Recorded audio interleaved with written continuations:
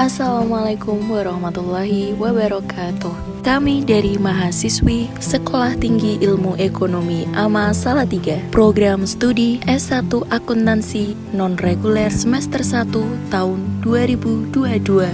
Video ini dibuat untuk memenuhi tugas kuliah Pendidikan Agama Islam dengan dosen pengampu Bapak Dr. Amin Nurbaidi, SAG MPDI. Kami dari kelompok 4 yang terdiri dari 3 anggota yang bekerja sama untuk memenuhi tugas dengan judul materi Kedudukan Akhlak sebagai pondasi utama dalam pembentukan masyarakat yang rahmatan lil alamin.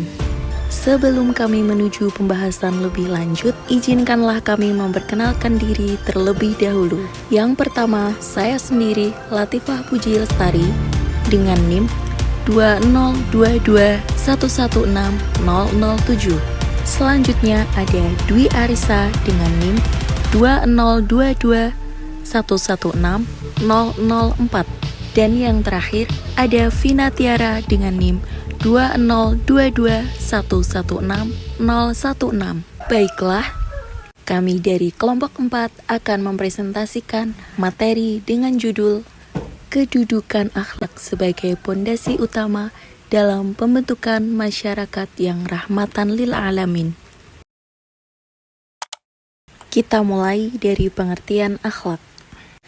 Secara singkat, akhlak berarti kesopanan dan agama atau budi pekerti. Akhlak juga dapat diartikan sebagai tingkah laku manusia yang dilakukan dengan sengaja, diawali dari proses latihan yang menjadi kebiasaan, bersumber dari dorongan jiwa untuk melakukan perbuatan dengan mudah. Akhlak dibagi menjadi 2 macam. Yang pertama ada akhlak mulia atau akhlakul mahmudah atau karimah, yaitu perbuatan mulia lagi terpuji yang diwujudkan dalam bentuk sikap dan perbuatan yang baik sesuai dengan ajaran Islam. Contohnya seperti ikhlas, bertaubat, bersabar, bersyukur, tidak meremehkan orang lain, memelihara kesucian dan kehormatan diri, serta qanaah. Yang kedua ada akhlak tercela atau akhlakul masmumah, yang artinya sikap dan tingkah laku yang buruk terhadap Allah, sesama manusia, dan makhluk lain serta lingkungannya. Contoh perbuatan akhlak tercela antara lain musyrik, takabur, murtad, dan munafik. Bagaimana kedudukan akhlak dalam Islam? Akhlak menempati posisi yang sangat penting setelah iman, karena di dalam mendakwahkan ajaran Islam, akhlak begitu menarik perhatian yang luar biasa efektifnya. Nabi Muhammad SAW dan sahabat-sahabatnya sering menampilkan akhlak yang mulia dan mempesona bagi mereka yang belum memahami ajaran Islam. Dari Abu Darda radhiyallahu anhu, Nabi SAW bersabda, "Tidak ada sesuatu yang lebih berat dalam timbangan seorang mukmin pada hari kiamat selain akhlaknya yang baik. Allah sangat membenci orang yang kata-katanya kasar dan kotor." Akhlak yang luhur dan mulia termasuk perkara yang ditekankan dalam agama ini. Agama ini menekankan dan mendorong kita untuk berhias dengan akhlak yang sempurna terhadap Allah Ta'ala, Rasulullah SAW, dan juga terhadap hamba-hambanya. Dengan akhlak yang mulia, akan tampaklah kesempurnaan dan ketinggian agama Islam ini, yaitu agama yang indah dan sempurna, baik dari sisi akidah, ibadah, adab, dan akhlak. Pondasi utama dalam Islam dan upaya untuk menegakkan ibadah secara istiqomah. Pondasi utama dalam Islam. Dalam belajar agama Islam, hal pertama yang harus dipelajari adalah akidah. Kata akidah atau i'tiqad secara bahasa berasal dari kata al-aqdu yang artinya berputar sekitar makna kokoh, kuat, dan erat. Adapun secara istilah umum, kata akidah bermakna keyakinan yang kokoh akan suatu tanpa ada keraguan. Jika keyakinan tersebut sesuai dengan realitas yang ada, maka akidah tersebut benar. Namun, jika tidak sesuai, maka akidah tersebut batil. Dalam sebuah hadis Rasul pernah bersabda bahwa Islam dibangun dalam 5 pondasi. Jika salah satu dari kalimat yang tersebut roboh, maka hal ini dapat melemahkan Islam. Kelima pondasi tersebut antara lain: 1.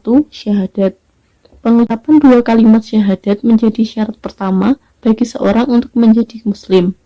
Kalimat syahadat harus diucapkan secara lisan, baik seorang yang masuk ke dalam agama Islam. 2. Salat.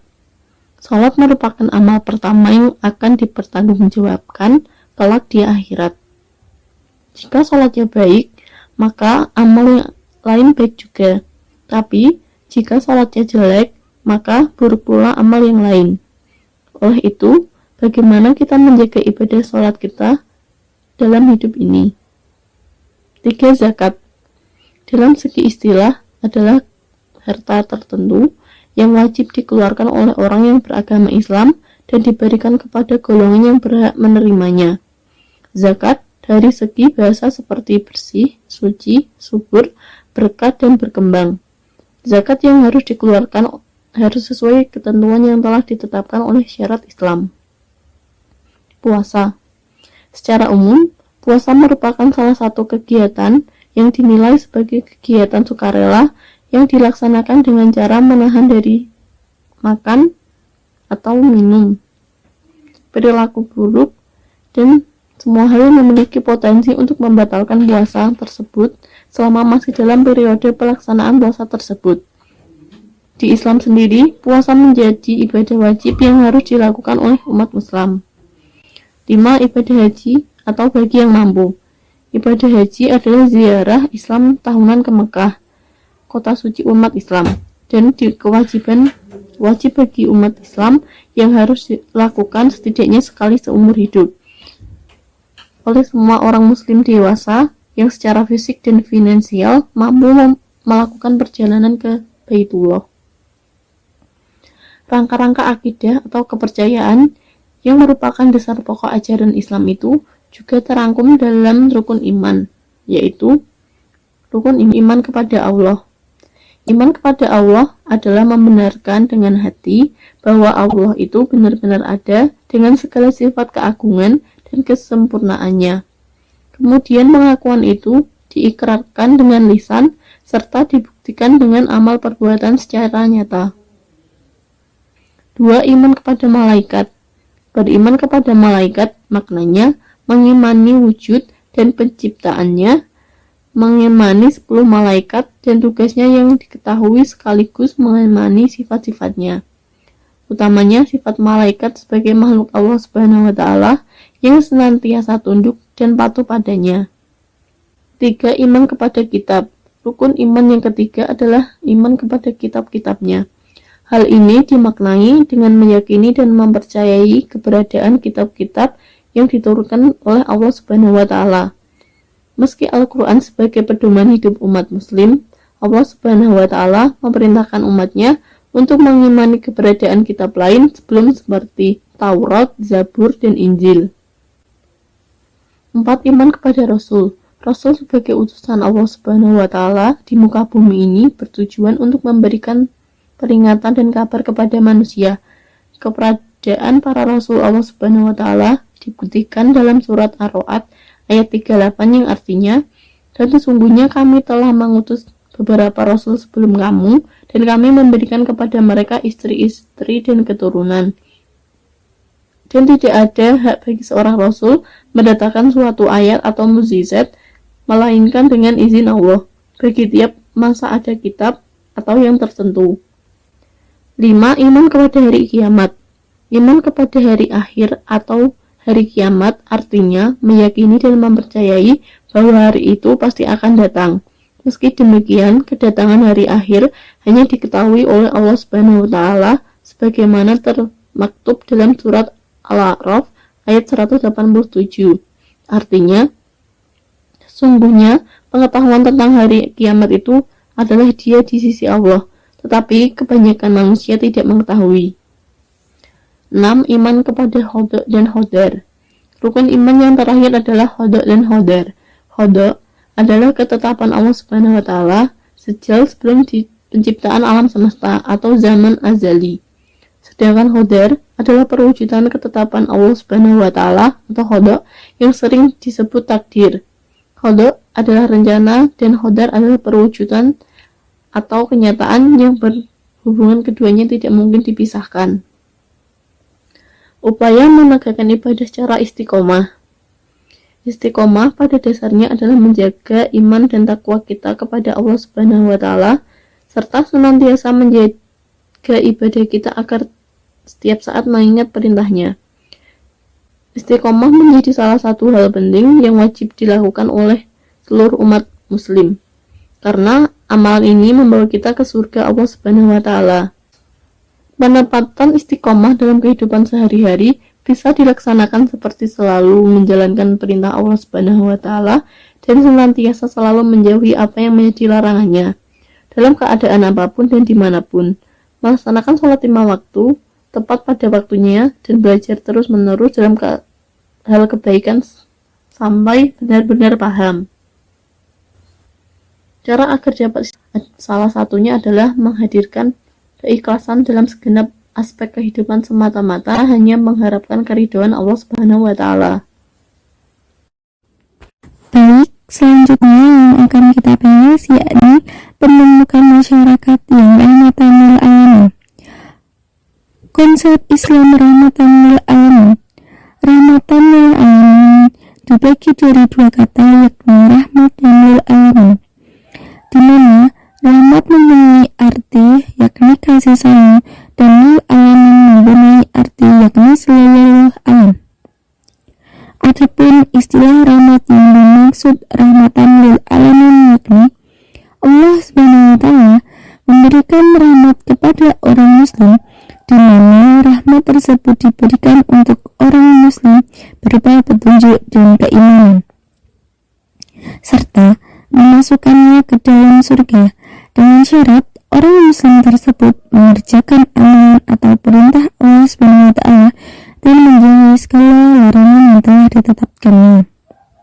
Islam turun semata-mata untuk menyempurnakan akhlak umat manusia yang mulia.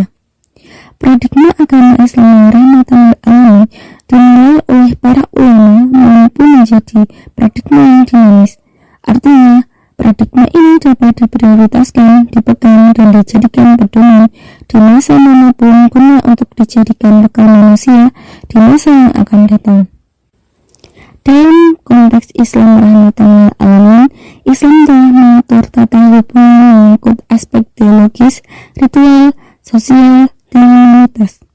Dalam segi teologis, Islam memberi rumusan tegas yang harus diyakini oleh setiap pemeluknya. Tetapi, hal ini tidak dapat dijadikan alasan untuk memaksa muslim memeluk agama Islam atau la ikraha fid-din. Begitu halnya dengan tataran ritual yang memang sudah ditentukan operasionalnya dalam Al-Quran dan As-Sunnah. Berikutnya cara mewujudkan masyarakat yang rahmatan lil alamin. Di Indonesia, penerapan rahmatan lil alamin sebaiknya diterapkan dalam berbagai bidang dan aspek kehidupan. Hal ini berkaitan dengan semangat Bhinneka Tunggal Ika. Sebagai negara yang plural, bentuk sikap dari hadirnya rahmatan lil alamin sangat sederhana. Berikut beberapa bentuk penerapan konsep rahmatan lil alamin dalam kehidupan sehari-hari. 1. Menerapkan sikap toleransi. Sikap toleransi sangat diperlukan, terlebih bagi negara yang plural seperti Indonesia. Sikap ini harus ditanam sejak dini agar kedamaian dapat tercipta dan dirasakan dari masa ke masa. Hal ini juga sejalan dengan nilai rahmatan lil alamin yang bertujuan menciptakan kedamaian. Yang kedua, menjauhi sikap diskriminatif. Sikap ini dapat memicu kebencian dan ketidakadilan. Sikap diskriminatif bertolak belakang dengan nilai rahmatan lil alamin yang menjunjung tinggi keadilan bagi sesama, dan tentunya sikap ini tidak selaras dengan Islam. 3. Peduli terhadap sesama. Peduli terhadap sesama merupakan salah satu bentuk lain dari kasih sayang. Sikap ini selaras dengan ajaran Nabi Muhammad SAW yang selalu mengajarkan kasih sayang. Bahkan di setiap dakwahnya, beliau selalu menunjukkan rasa peduli terhadap umat. Yang keempat, membuang sampah pada tempatnya. Melalui hal sekecil membuang sampah, kita dapat menerapkan konsep rahmatan lil alamin. Membuang sampah pada tempatnya juga berarti menyayangi lingkungan atau hablumul alam. Kesimpulan yang dapat kami berikan dalam video kali ini yaitu akhlak yang berlaku dan berlangsung dalam kehidupan manusia merupakan pedoman dari Al-Quran serta mengikuti ajaran Nabi Muhammad SAW. Karena Allah Subhanahu wa Ta'ala menempatkan akhlak mulia bagi Nabi Muhammad SAW.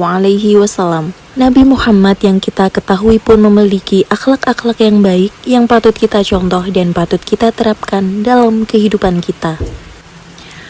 Dan untuk menjadikan rahmatan lil alamin sebagai perwujudan cita-cita Islam, bukan hanya keselamatan bagi manusia, tetapi juga untuk seluruh alam.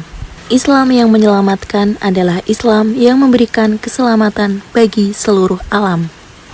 Wujud konkret hal ini yaitu melalui pendidikan yang ditempuh seseorang. Baik formal, non-formal, dan informal adalah kesatuan yang terpadu untuk membentuk pribadi muslim yang mampu mengontekstualisasikan ilmu pengetahuan dan teknologi serta sains yang didapatkannya ke sebuah lingkungan masyarakat. Sekian video presentasi dari kami. Wassalamualaikum warahmatullahi wabarakatuh.